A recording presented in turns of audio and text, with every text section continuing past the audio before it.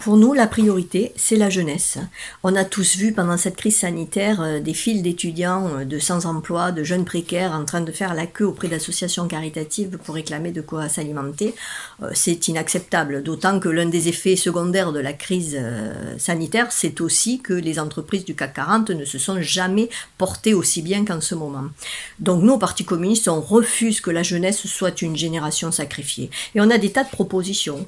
La première d'entre elles, qui est une véritable révolution, c'est qu'on propose que tous les étudiants, et dès la rentrée prochaine, puissent percevoir un revenu, qu'ils ne soient pas obligés d'enchaîner les petits boulots pour pouvoir poursuivre leurs études.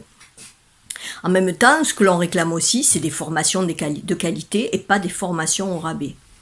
Il faut garantir à ces jeunes aussi des emplois stables qui correspondent à leurs aspirations, avec des salaires totalement décents, et en finir avec ces CDD à répétition qui empêchent toute notre jeunesse de se projeter dans un avenir serein.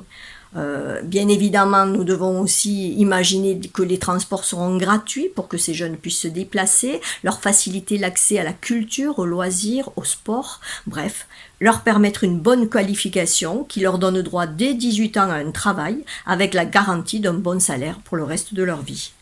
Tout cela est possible si l'on fait les bons choix, il s'agit juste de prendre le pouvoir sur le capital, l'humain avant l'argent.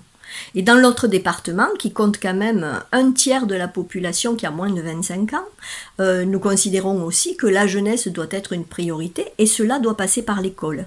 Donc nous avons dans le canton de Cazoul par exemple 4 collèges et un qui est en projet. Il est impératif de faire un bilan précis de l'état de ces établissements et de prévoir des rénovations lorsque c'est nécessaire. Nous devons aussi insister sur le numérique et faire en sorte qu'aucun élève ne soit mis de côté sous prétexte qu'il n'a pas de matériel adapté ou par manque de maîtrise de ces outils. Donc les collèges devront être dotés en quantité suffisante de salles aménagées avec du matériel performant.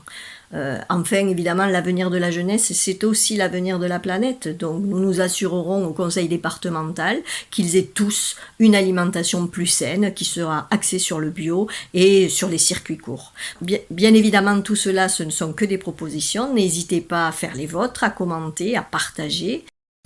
Pour conclure, j'aimerais m'adresser à cette jeunesse qui est désabusée, qui n'y croit plus et qui est très en colère parfois. C'est tout à fait naturel de perdre confiance quand on est abandonné depuis des années par ces gouvernements successifs.